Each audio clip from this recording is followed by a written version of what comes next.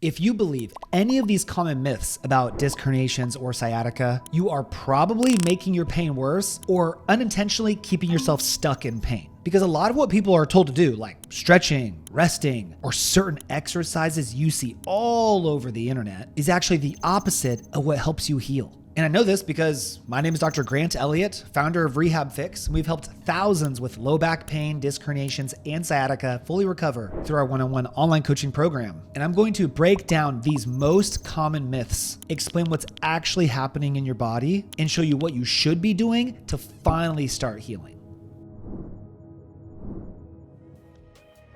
There is so much misinformation when it comes to disc herniations and sciatica. And the problem is, most of it sounds logical, but if you follow the wrong advice, you might not just stay in pain, you could accidentally make it way worse and then find yourself asking for injections, drugs, or going towards surgery way faster than you would have liked. Because the right advice can send you to recovery super fast, and the wrong advice can send you down the wrong path super fast. So it's incredibly important the first information you are provided when you're dealing with these common low back issues. The first myth that is easily one of the biggest is that if you have tight hamstrings, you just need to stretch them to loosen them up to help your back, disc, or sciatica. A lot of people feel tightness in their hamstrings dealing with these issues, so they stretch them. That's the instinct. The reasoning is, hey, if your hamstrings are really locked down, then it's gonna pull on your pelvis, pull on your lower back, and cause everything to go out of alignment, and that's what's causing your pain, right? Because you can't bend forward, it hurts, your hamstring feels tight, so stretch it. But that is the problem right there. It's not tight because the muscle just woke up one day and decided to be tight. It's tight because of nerve tension. It's tight because your nerve is signaling the hamstring to lock down to prevent motion so that you do not pull on an irritated nerve or put pressure on an irritated disc or lower back. It's using your hamstring to lock down your motion. That is where it's referring to. That is not where the problem is. So when you stretch your hamstrings, you are creating more nerve tension. You're pulling on a nerve. And often the position you put your lower back in when you stretch your hamstring puts more pressure on a disc herniation, which makes it worse and pushes on the nerve even more. And this is why so many people feel more tightness and more pain when they go to stretch their tight hamstrings as a result of back or nerve pain. Instead, we need to be focusing on where the problem is in the lower back, which is a combination of creating space around the nerve and disc, mobilizing your spine the right way to reverse disc and nerve pressure, and improving mobility of your nerve.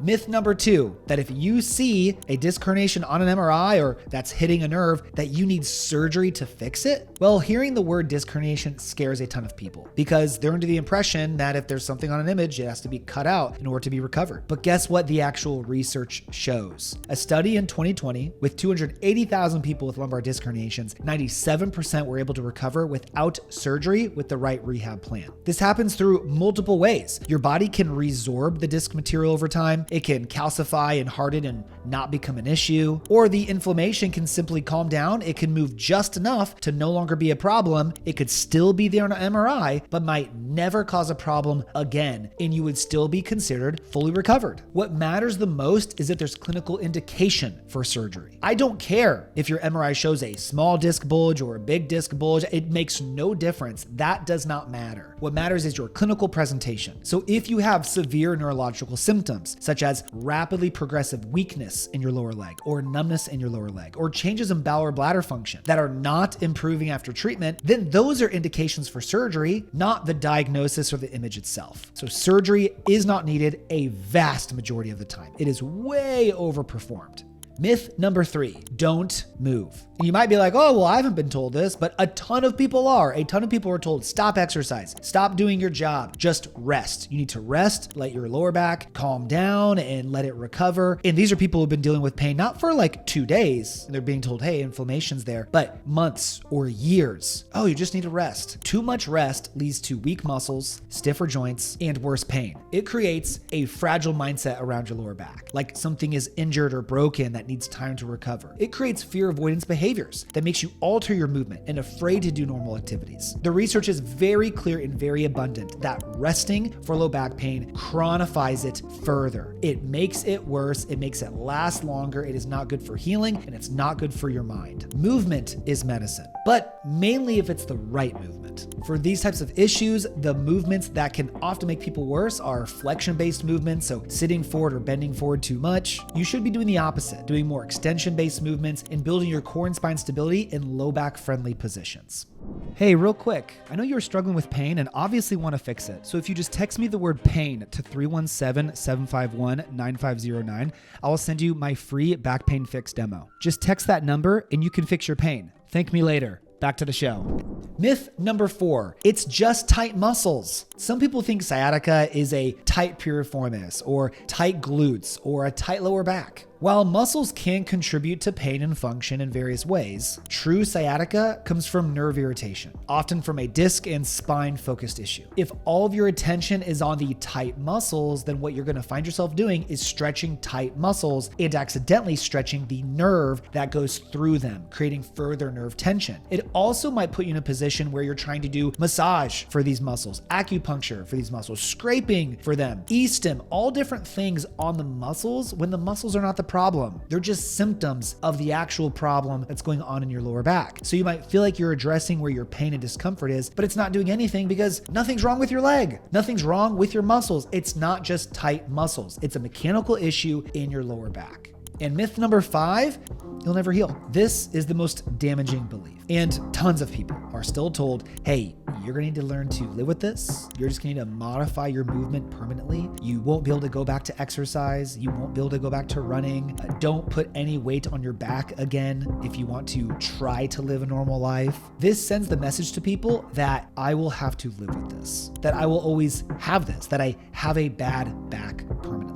And this is absolutely not true. Healing comes from a better mindset, better education, and better beliefs around this issue. And understanding that low back issues are very common and they're highly, highly recoverable. You're strong, you're resilient, your spine is super, super strong. It is the strongest structure in your body, for sure. It is not fragile. And just because you feel pain doesn't mean something is being re-injured all the time. And that hurt does not equal harm. Understanding these types of concepts is way more healing than telling someone to do the opposite. You need to have that understanding that I just walked you through, and then focus on restoring movement, fixing movement patterns, moving in better ways, building stability over time, and then progressively loading your spine too. Because you are not broken, you're just missing the right plan. And all of these 5 myths have one main thing in common. They keep you focused on the wrong solution, a direction that leads you down a worse path. And if you're focusing on the wrong thing or fixing the wrong thing, you will stay stuck in pain. But if you execute what I covered with you today,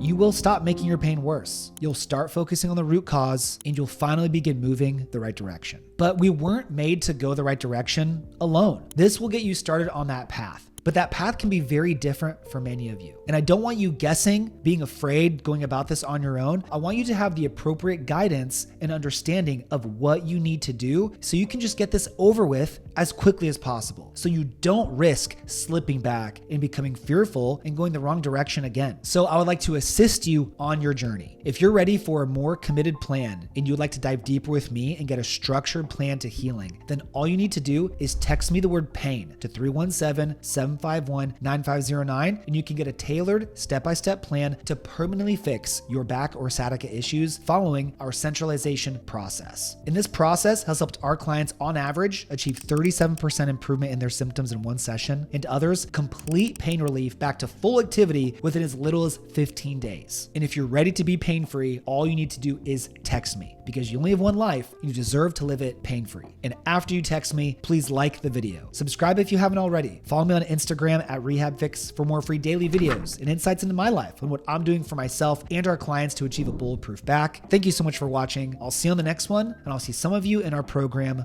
real soon.